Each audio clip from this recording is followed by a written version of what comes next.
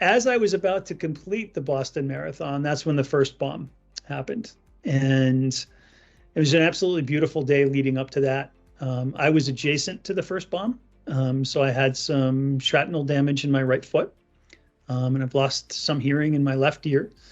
But for me, it was really what I saw happen that day. My injuries were minor compared to many others, but I saw a city rushing in to help others. I saw people coming together in the medical tent, in the hospital, even that day. People coming in to see what we all needed, and then many of us were visited in the days and the weeks and even the months after the bombing by veterans of the Iraq and Afghanistan wars from an organization called the Semper Fi Fund, or Semper Fi and America's Fund. And that was the first time that many of us knew we'd be okay, was when we had a chance to connect with somebody who'd been through something similar. And without really knowing it at the time, that was kind of the beginning of what would become One World, is we were working with people we didn't know, but they had a similar form of trauma.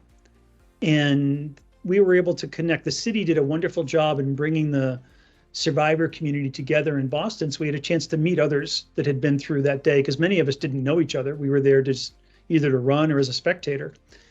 And we would constantly hear, question, when did you know you'd be okay? Or when did your son or daughter know they'd be okay? And it was when they were visited by somebody who had experienced something similar.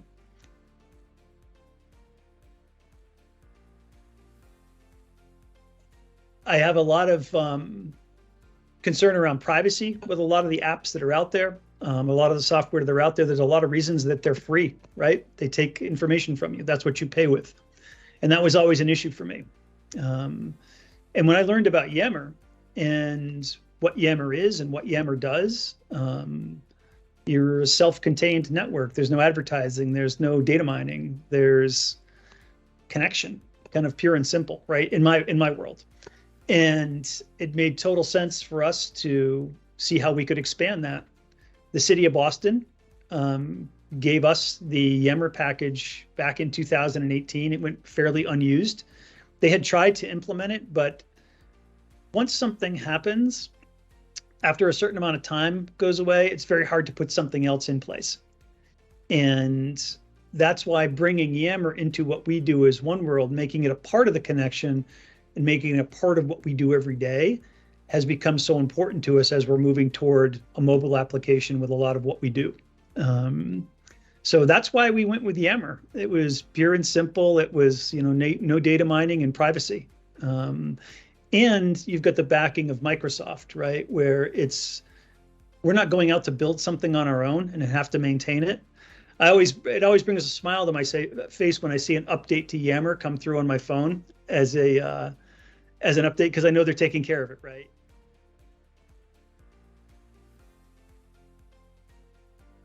After the Ariana Grande bombing in Greater Manchester, okay, Yammer was used there and still is to this day. And I'm completely impressed by how it gets used and how it gets implemented.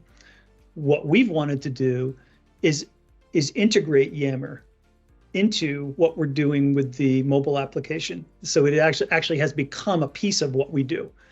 So as we were building the mobile app, that's part of how we got to know you guys, is through the use of building that application and how best do we integrate it.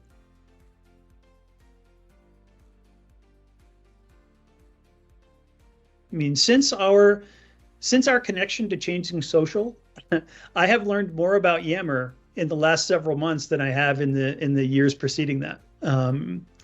And it's refreshing to be able to work with a team like yourselves that can help us with that connection. Right? I went through a lot of bumps and bruises in the beginning with Yammer because I tried to figure it out on my own. When we started to branch out and work with others that had worked with it previous, that's when things really started to change and we really started to get better at what we do and more efficient with what we do.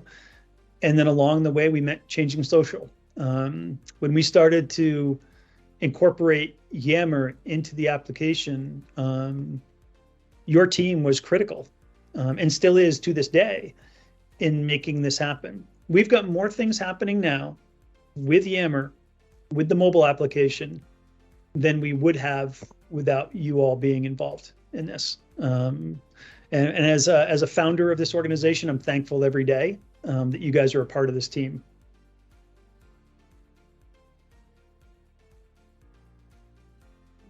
I think the future for us is really in tech, right? The building resilience, connection, education, prevention. Those are the 4 pillars that we're built on, right?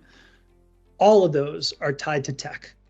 And when we look at where we're headed, we want to be able to connect with more people that have been impacted. We also want to be able to connect with more people where we can help prevent something from happening. And we'd much rather not have to visit a community than go through visiting one, right? We don't want people to go through what others have been through. And that was the big reason. One of the big reasons we started One World, right, was that people didn't have to go through this alone. They weren't on their own. They had somebody that understands what they've been through. It's one thing for a doctor, a nurse, a therapist, a family member to tell you that you're going to be okay. It's quite another when somebody that's been through something similar says the same thing to you. And here's how they know. And now we can make those connections in 100+ different languages across the globe. So as we expand that, that's where I see us really going and building this network out. And there's no way that we could do what we're doing without Yammer and without Changing Social as being partners in this with us.